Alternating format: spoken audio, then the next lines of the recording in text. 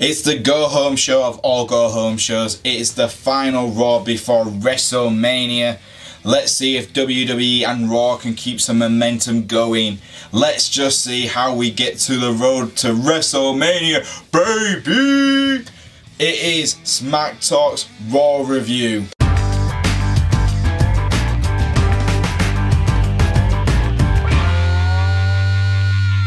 So we started off the show with a Q&A segment with the mixed match teams of Stephanie McMahon and her husband Triple H and Ronda Rousey and Kurt Angle. And as we know, this match has been thrown down every single wrestling fan's throat since they announced it, and I won't lie guys, it just was painful to watch. The only good segment was when Triple H hit Kurt Angle in the back of the head when he tried to stop Stephanie and Ronda from beating the crap out of each other.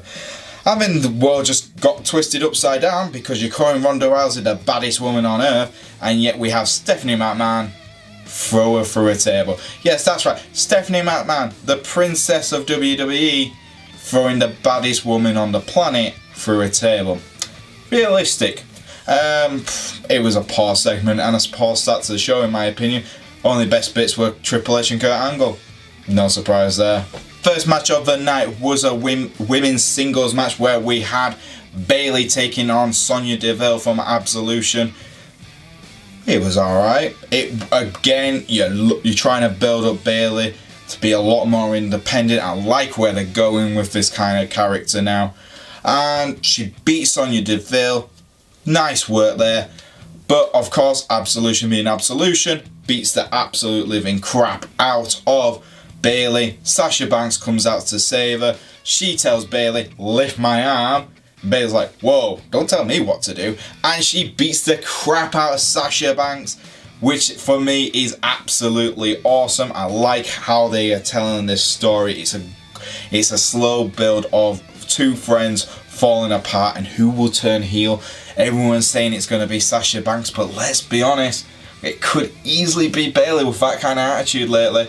So for me, the match was okay, nothing special again, but the storytelling with Bayley and Sasha Banks has been the absolute highlight in the Raw Women's division of late. Our second match of the night was probably the match of the whole night. It was Seth Rollins versus Finn Balor, and my god, if those guys don't get a literally 5-star for this type of matching, I don't know how they won't. It was just absolutely brilliant from start to finish. I enjoyed every single second of it, and it just, did Vince just go to him, just do what you want? Because it just felt like that type of match where they're allowed to just absolutely take the reins and completely control the audience. The fans were loving it from start to finish, and I can't blame them. And the best part was we had The Miz on commentating. Yes, they were trying to make The Miz feel like a babyface, which was even weirder. But my god, having The Miz on the mic non-stop was quite interesting as it is. It's weird that he's now trying to be, good because he's now a father. Don't understand that. But having The Miz on mic was absolutely fun. But the match itself just stole it. It doesn't matter about anything else. These guys are absolutely going to kill it at WrestleMania on Sunday. It's just going to be, that match is going to be the highlight match because he's just got the best three guys in the company fighting it out. Next up, we got a bit of a weird little segment here where we had Braun Strowman say he would show his, and introduce everyone to his tag team partner. Now, the only way you do it if Sheamus would agree to have a match with him. Sheamus agreed. Braun said, well, he's a lot like me. Goes to the back. Braun's music plays again, and Braun, wearing a white shirt and glasses, looks like the Dudley Boy glasses to be honest, comes out, and his name is Brain. Right, okay. Goes to the ring. Sheamus and Cesaro outnumber him, outpower him, and they just, they get away with it. And it was really funny. It was a good who is Braun Strowman's partner going to be? No one knows yet. There's a lot of, bookies are putting Elias as favourite. There's a lot of people saying Kane, Rey Mysterio. It'll be interesting to see who they actually choose. but this segment itself was absolutely fantastic. And if I don't mention the Curt Hawkins segment at the backstage bit, it would be a crime. Hawkins is like, please Braun, choose me, it will change my career here on Raw. And Braun just goes, what's your win-loss record? He goes, it doesn't matter, it's a fresh start. It'll be the break I need. And Braun just throws him through a wall and goes, there's the break you deserve, and walks off. I was like, that is brilliant. You know, you have a great comedic bit there and just an even funnier bit backstage. Can't complain too. Next match was Matt Hardy taking on Goldust. Now this was all kicking off with Goldust announcing he's taking part in the Andre the Giant Battle Royale, and so did Woken Matt Hardy, but he said, tonight I am going to delete Goldust. And it was awesome. It was a decent match. It wasn't great, it was just weird, and that's what Goldust and Matt Hardy are right now. That Woken Matt Hardy is absolutely crazy, and you listen to Michael Cole talk about him, and it's just literally Matt Hardy's absolutely insane. And Goldust is a great weird character for him to bounce against. So for me, it was entertaining as hell for the craziness, but Matt got the win.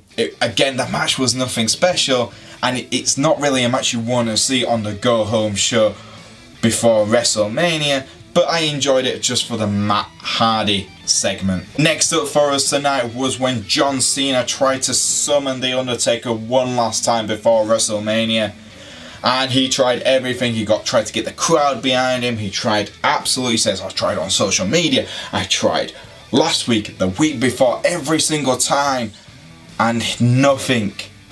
And he tried to get the crowd really pumped, really excited.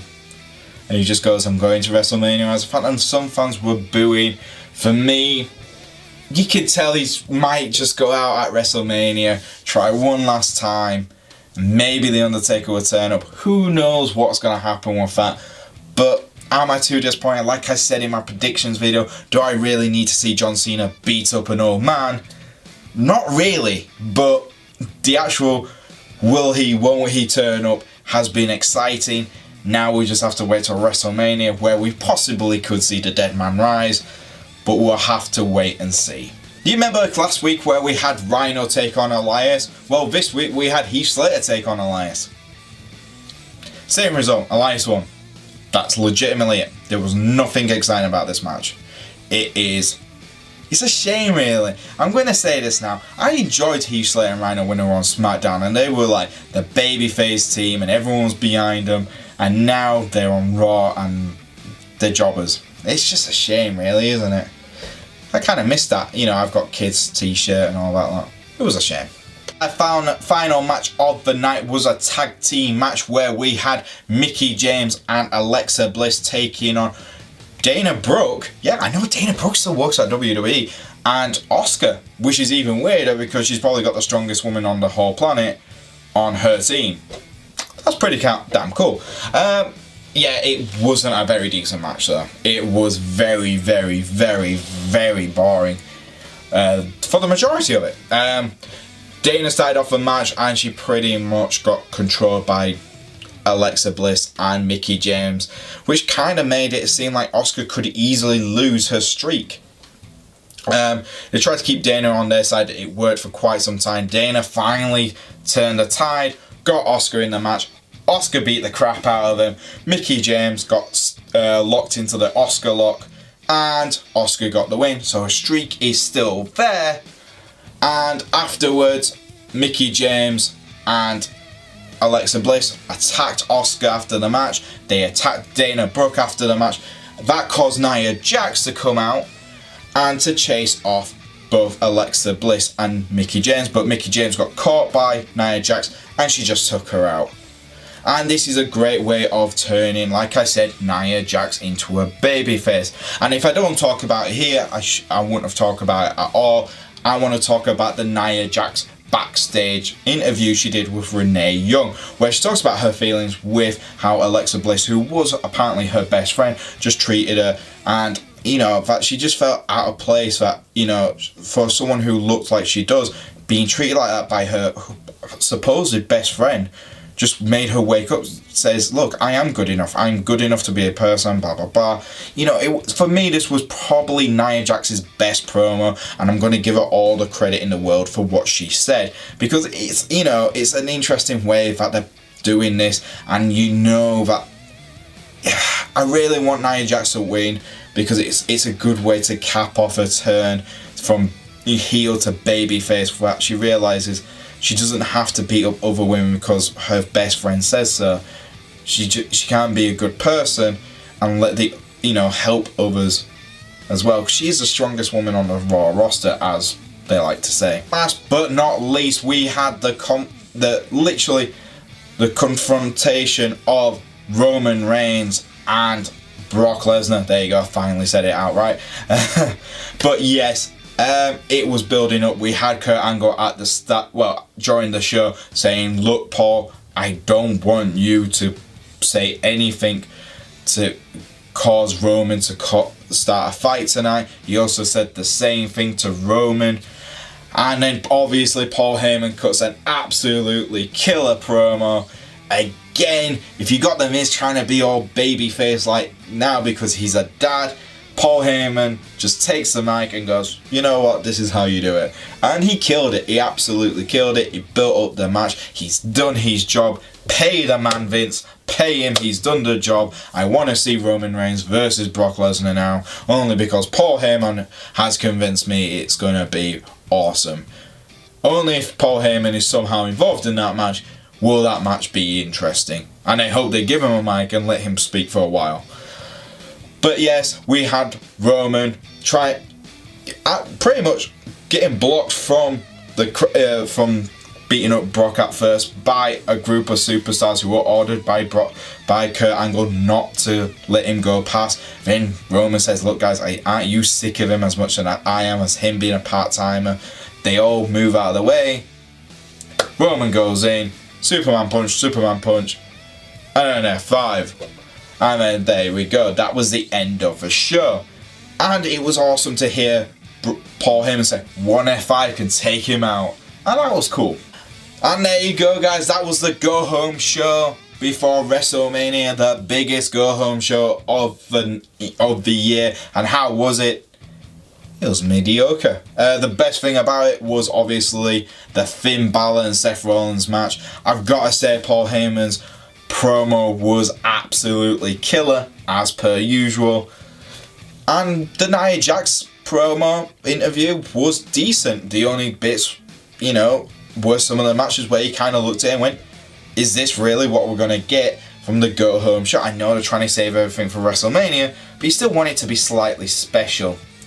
But what did you guys think of this week's Raw? Did you think it was mediocre like I did? Or do you think it was a good show? Or did you think it was a bad show? Put it in the comments below. If you do like our videos, you might see some floating about. Please check them out, guys. And if you do like them, like and subscribe. You can follow me at Boise88, and you can follow us at Smack Talk Wrestling on Twitter as well, at Smack Talk YouTube, and I'll see you guys next time on Smack Talk Wrestling Reviews.